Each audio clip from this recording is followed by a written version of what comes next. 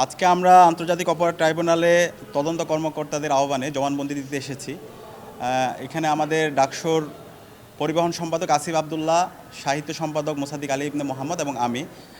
আমরা খুনি হাসিনার জুলাই বিপ্লবে যে আমাদের উপর গণহত্যা এবং শিশু হত্যা চালিয়েছে এবং আমাদের ঢাকা বিশ্ববিদ্যালয়ের শিক্ষার্থীদের উপর যেভাবে রক্তাক্ত করেছে, সেটার জবানবন্দি আমরা আজকে দিতে এসেছি।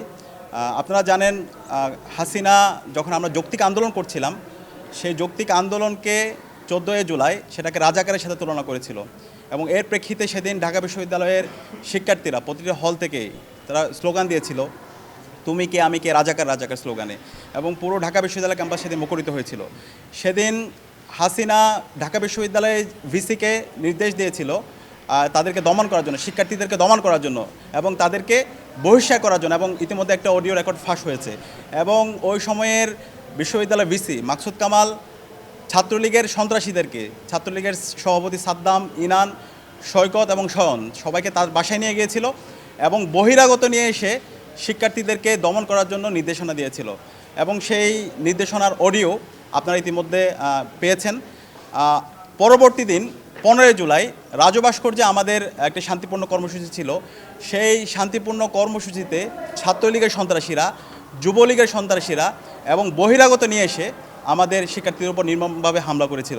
এবং যখন আমরা আমাদের আহত ভাই বোনদেরকে নিয়ে হাসপাতালে যাচ্ছিলাম, ঢাকা মেডিকেলে, সেদিন আপনারা দেখতে পেয়েছেন ঢাকা মেডিকেলে দফায় দফায় আমাদের ভাই বোনদের উপর হামলা করা হয়েছিল।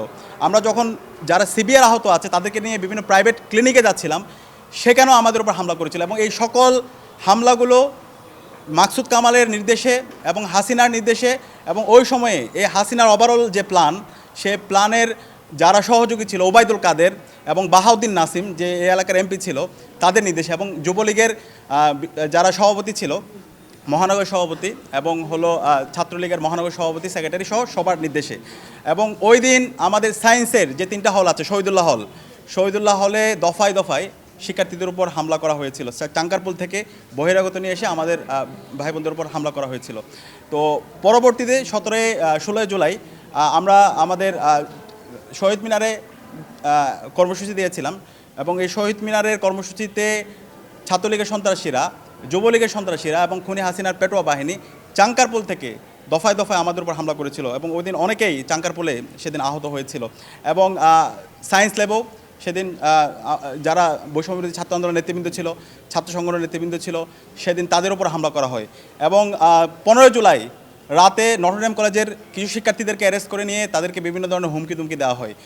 16 জুলাই যখন আমরা প্রোগ্রাম করছিলাম শহীদ মিনারে, একই সময়ে রংপুরে আমাদের আবু সাইদের উপর হামলা হয় এবং চট্টগ্রামে ওয়াসিম শান্তর উপর হামলা হয় এবং পরবর্তীতে আমরা জানতে পারি তারা শহীদ হয়। এবং ওই দিন 16 জুলাই 6 জন সারা দেশে মুক্তিকামী ছাত্র জনতা শহীদ হয়। এর প্রেক্ষিতে আমরা 17 জুলাই ঢাকা বিশ্ববিদ্যালয়ে গাইবানা জানাজা দিয়েছিলাম এবং সেই গাইবানা জানাজা ভিসির যে আমাদের বিসি চত্বর আছে, সেই বিসি চত্বরেই কর্মসূচি দেওয়া হয়। সেই বিসি চত্বরের গাইবানা জানাজা কর্মসূচিতে ছাত্রলীগের সন্ত্রাসীরা এবং খুনি হাসিনার পেটোয়া বাহিনী দফায় দফায় সেদিন আমাদের উপর হামলা করেছিল এবং এক পর্যায়ে বিশ্ববিদ্যালয় ক্যাম্পাস বন্ধ ঘোষণা করেছিল। তখন আমরা সামগ্রিকভাবে সবার সাথে কথা বলে আমরা সিদ্ধান্ত নিয়েছিলাম আমরা এই ক্যাম্পাসে অবস্থান করব। এই হাসিনার পতন না হওয়ার পর্যন্ত আমরা আমাদের আন্দোলন আমরা জারি রাখব। পরবর্তীতে ক্যাম্পাস শিক্ষার্থীদেরকে জোরপূর্বক ক্যাম্পাস ছাড়তে বাধ্য করা হয় এবং শিক্ষার্থীরা যখন ক্যাম্পাস ছেড়ে যাচ্ছিল, ছাত্রলীগের সন্ত্রাসীরা শাহবাগে আমাদের ভাই বোনদের উপর হামলা করে এবং এদিকে কাটাপনের ওইখানে ছাত্রলীগের সন্ত্রাসীরা, বিজয় 71 হল ছাত্রলীগের সন্ত্রাসী ইউনুসের নেতৃত্বে অসংখ্য শিক্ষার্থীদের উপর হামলা হয়। পলাশীর ওইখানে ছাত্রলীগের সন্ত্রাসীরা হামলা করে। এভাবে বিভিন্ন প্রান্তে বিশ্ববিদ্যালয়ের শিক্ষার্থীদের উপর হামলা করা হয়।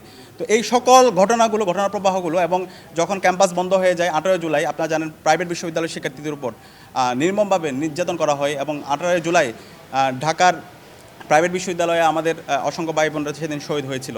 এবং পরবর্তীতে 18 জুলাই রাতে ইন্টারনেট ব্ল্যাক আউট করে দেওয়া হয় এবং 19 জুলাই ঢাকার যাত্রাবাড়ি, রামপুরা, বাড্ডা, মিরপুর, সাভার সহ সব জায়গায় মুক্তিকামী ছাত্র জনতা রাস্তায় নেমে পড়েছিল। এবং 19 জুলাই থেকে 23 জুলাই পর্যন্ত সারা দেশে একটা গণহত্যা এবং শিশু হত্যা সংঘটিত হয়।